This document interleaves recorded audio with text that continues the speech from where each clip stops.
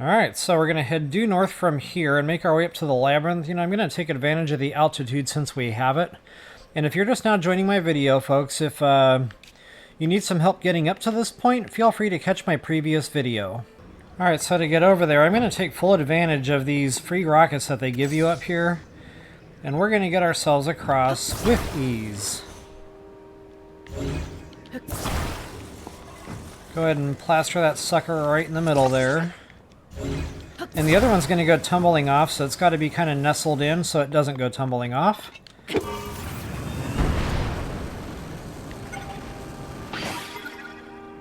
Now this thing is going to despawn once it gets, far enough away from landfall or wherever we picked it up at.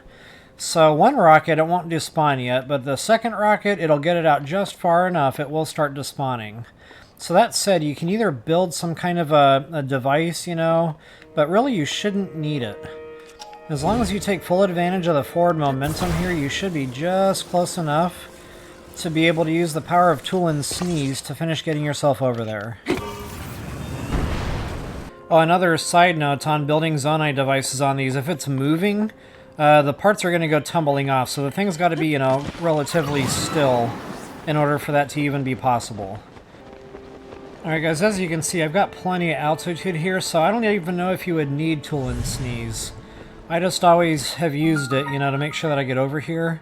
But now that we're here, go ahead and activate your shrine pedestal.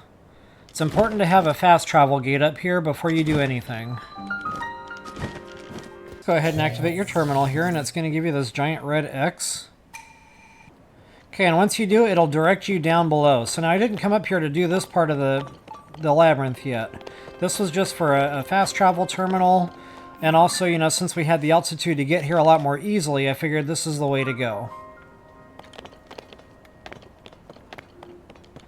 So what we're going to do is just go ahead and plop down just like the thing told us to do, and get over here to our labyrinth. Okay, now as you start coming into view here, there is a korok seed up here, believe it or not.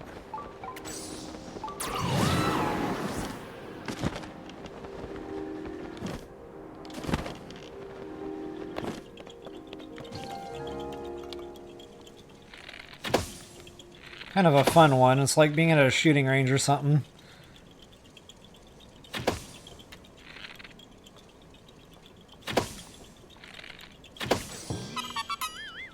Alright folks, now I went ahead and pre-pinned and pre-marked some things on the map. And honestly, most of the treasure loot here is pretty boring stuff, just weapons and whatnot. But there are a couple that are noteworthy, and I can't remember which one it is, but one of these two has a large Zonai charge. And then this one here, honestly, I can't remember what it was, but it was worth it. Oh, big battery. So yeah, definitely worth it. Alright, folks, and then once you're, done with Mr. Korok Seed there, go ahead and make your way over to this spot right here. And we're going to simply take a quick hop down, and you'll see an opening. And just like in the old game, this is the way through.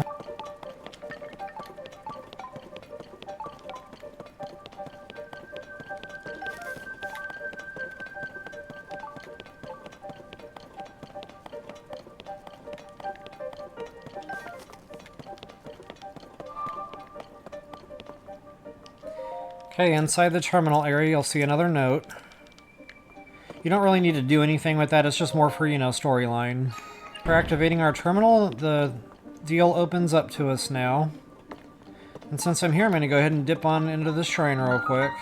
Alrighty, folks, feel free to warp back up topside. And you'll notice your quest marker is actually taking you here at this point. Alright, and once you do, it's a party. The same as below, I went ahead and pre-marked some things on the map here. And again, it's mostly pretty boring loot.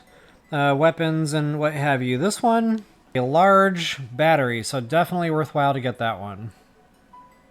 So I'll try to do this somewhat systematically and hit this left one first.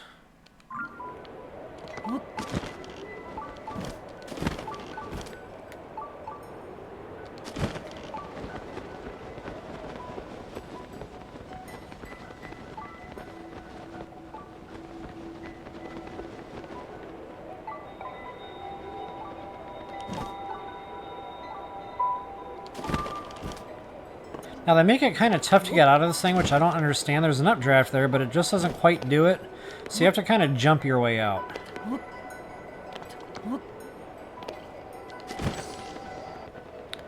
Alright, folks, once you've got terminal number 1 there, I'm going to try to get you up there as best as I know how. And let's just kind of following this squiggly through the map. And this is a dead end, nowhere to go here. But once you hit that dead end, go ahead and go around to the left.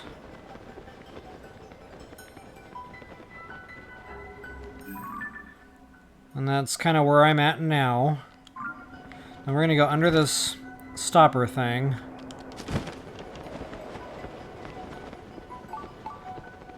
And notice that kind of gets us up. Oh, I need to recharge stam here.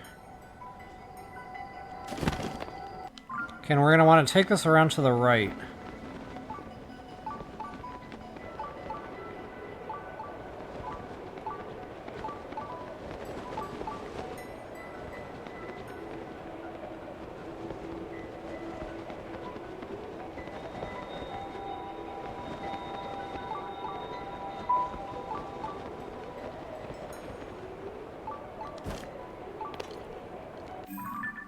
Okay, and that brings us to this spot.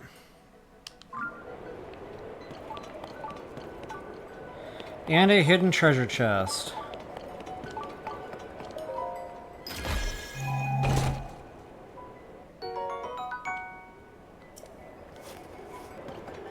Okay, now this is another key spot. So what I'm going to do from here is kind of go back around to the left.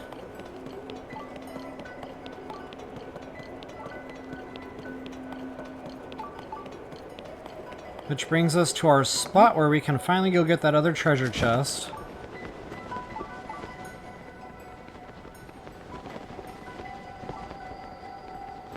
Or not treasure chest, terminal.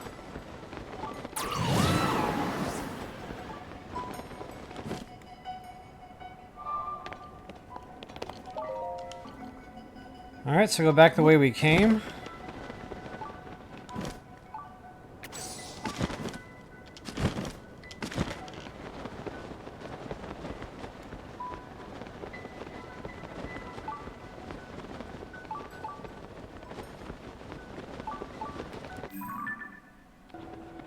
Only this time,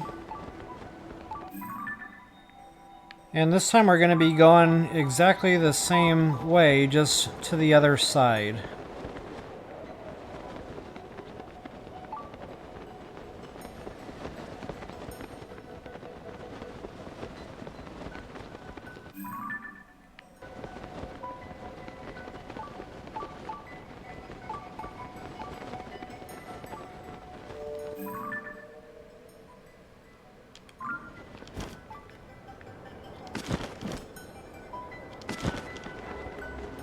Okay, once you're up in this little corridor, it gets real confusing, especially with, the way the map looks. But ultimately, we want to make a real sharp kind of left-hand U-turn here.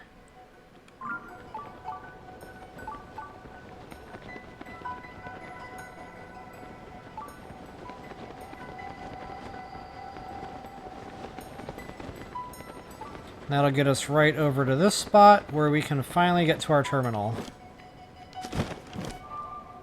One tip I can help you guys out with a little bit on the map. So yeah, those light and dark spots are going to be some kind of obstacle or platform you can land on. So that's a pretty good indication you're probably going the right way, or you might need to hit those light and dark spots to, cross over into another section of the maze here. Alright guys, so to reach this next one, I'm going to stay on a southward heading course, but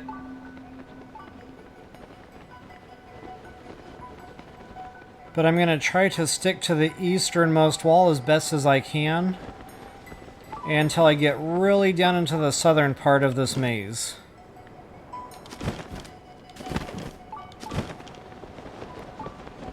Okay, so look at my mini-map there. I'm getting right back over toward that... What is that? Yeah, eastern wall there as I'm heading south.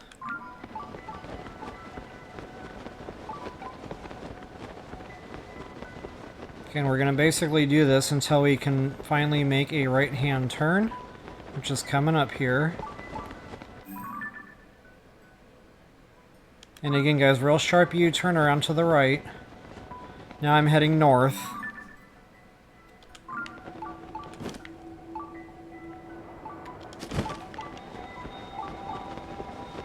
And then one more real sharp U-turn to the left. Now I'm heading south again. That'll take us right into our terminal.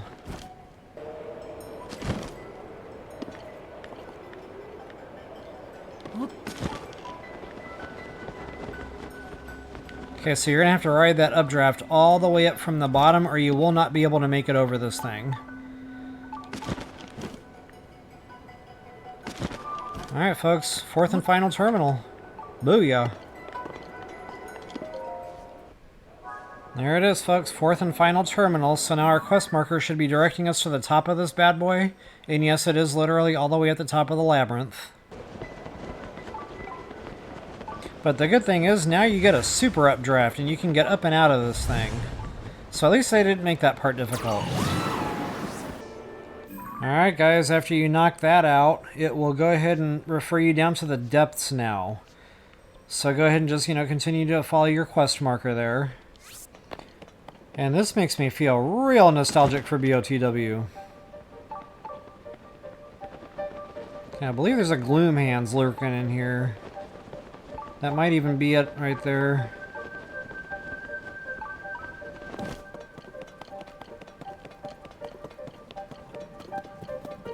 Or maybe the Gloom Hands doesn't pop out until you get the chest. Nope, I see it. Okay. See, I'm going to try to, do my aerial deal here.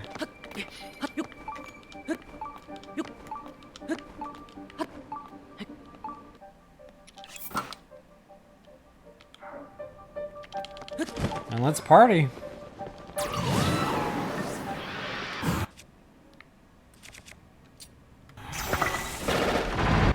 Right in the center mass of them hands there should get them all.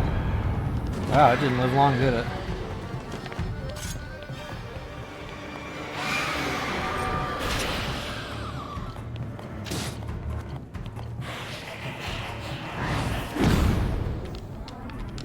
I'm going right for perfect dodging.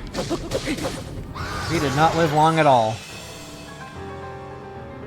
Perfect dodge might be tough to hit, but guys, if you can get it, it just really, really makes these fights so much easier. Alright, so once your Gloom Hands is out of the way. Nice loot chest that one is. Alright guys, now before I go diving into the depths, there is a cave here, believe it or not. Real well hidden cave. And this used to be where our old travel medallion was. Okay, so first things first, we got a bubble frog right below.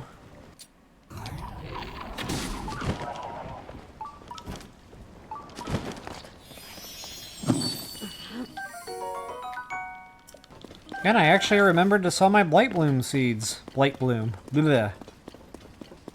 The wing, you asco-y webbit. Yeah, so I finally, I actually remembered to sell my Bright Bloom seeds. Now I can actually farm them again.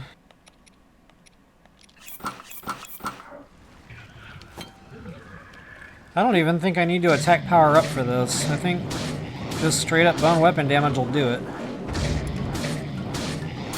Oh, that just broke. Ooh, not bad. Good timing for another Stalnox horn. Could be better, but at least it's attack power up. Alright, guys. Hinox is dead and out of the way.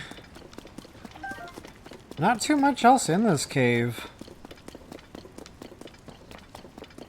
It's more or less just a conduit to get from one place to another.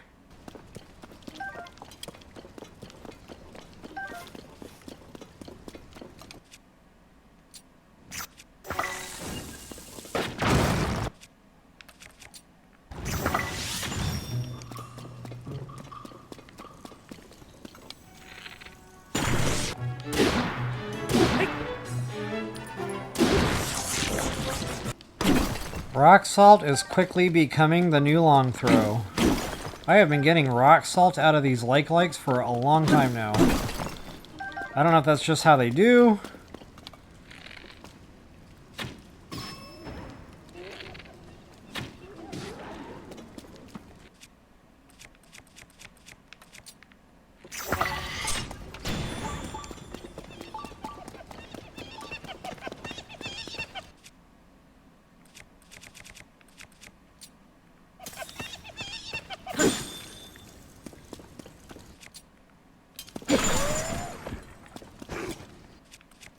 I'm gonna give this a try.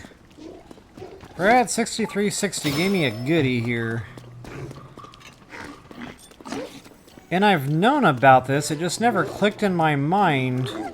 While you're flurry rushing with royal weapons, that frozen damage is even better, so I never actually thought to try flurry rushing and just using a freezing weapon during the entire series. See, I'm really hoping I can demonstrate that here. Ideally, you'd want the first swing in the flurry rush to freeze.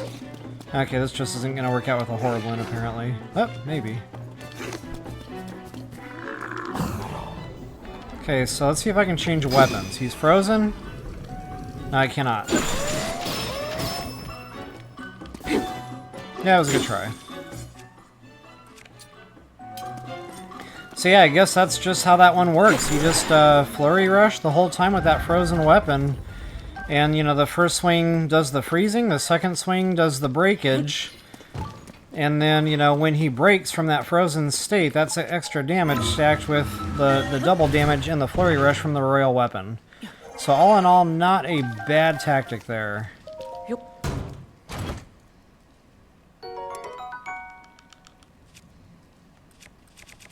Wow, the attack power-ups are flowing today. You know what that means. I'm going to be in for it with the long throw here any minute now. So yeah, thanks again to Brad6360 for that one. I will definitely play with that a little bit more here, and you'll see that more in my videos too as we go on.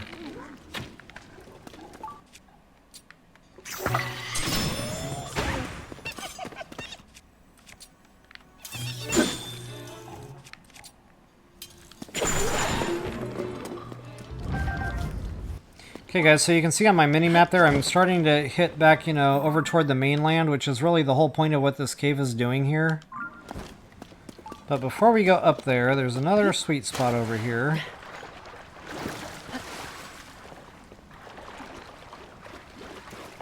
And fairies. And luckily for me, I've only got 2, so I can actually scoop up max fairies now. It'd be nice if there was a 4th in here, but you know what, I'll take what I can get.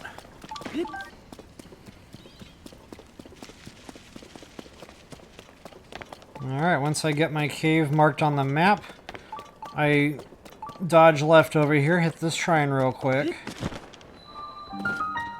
And with that, feel free to fast travel right back over to where we started. And right back down into the lower part of the labyrinth here. Only this time we're going to go all the way down. Okay, now there's no light root tree down here, so unfortunately I can't really show you a map yet. But notice, first thing first down there, you got that red light, and that is definitely a Flex 3 construct.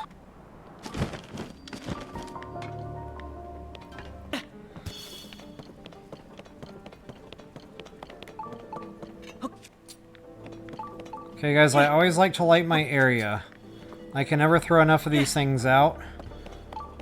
The worst enemy you can possibly have is to not be able to see what you're doing or what might be coming. Not only that, it leaves a trail of breadcrumbs so you know where you have and haven't been.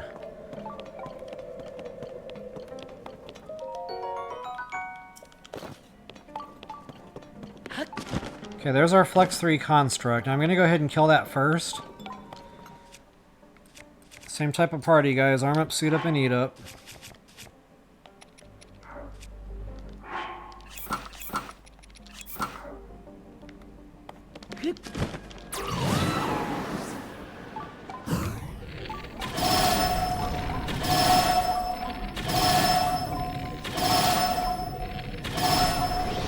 Five shots with the 5-shot burst. One and done. Alright, so once he's dead, activating our terminal over there will now reveal our first piece of the evil set.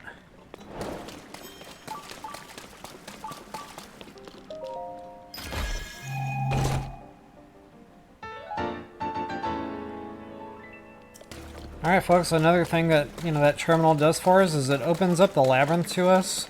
So what I'm actually going to do now is go ahead and take a quick step outside and get a light root tree activated so we can see what we're doing.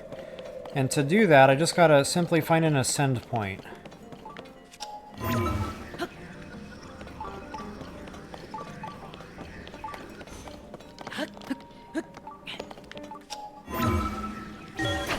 In addition, there's also a hidden treasure chest up here anyway. Okay, so you don't have far to go. Light root tree is literally right on top of the labyrinth here. Now, same kind of thing like before, it's a lot of just weapon loot, but one of them is a large zonite, so I'm going to take it, you know, just go out of my way a little bit for that one. But honestly, once this labyrinth is opened up to you, it's not real difficult to get around in there anymore. There's plenty of ways in and out. Most of the loot chests are pretty easy to get to. There's that long throw, baby. Loving it. I knew I was doomed when all of those attack power-ups started flowing. Alright, so no more treasure chest looting for me, because I don't want to see another long throw for the rest of the day. Simply go ahead and pop back down into your labyrinth here, and I'll show you guys where that large charge is at. Or that large zonite is.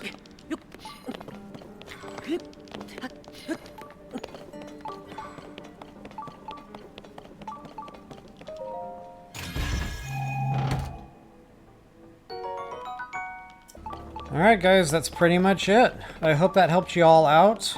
And folks, this is something that we've been talking an awful lot in comments about. Oh, I don't know, since pretty much the beginning of the game. Just about everyone I normally chat with has brought this up at one time or another. Not only that, there's been some other random questions out there on it. So, you know, the reason I like it is because a lot of times you'll see me switching back and forth between super suits a lot. You know, for example, that Hinox that I killed in that cave just a minute ago. So, you know, I had to put my stealth on, then I had to walk over there, get in position. Then, you know, once that I was in position, then I was able to don my bone attack up. So that super suit allows you to basically do one and the same. Now, the caveat is you can't get the armor rating as high on that.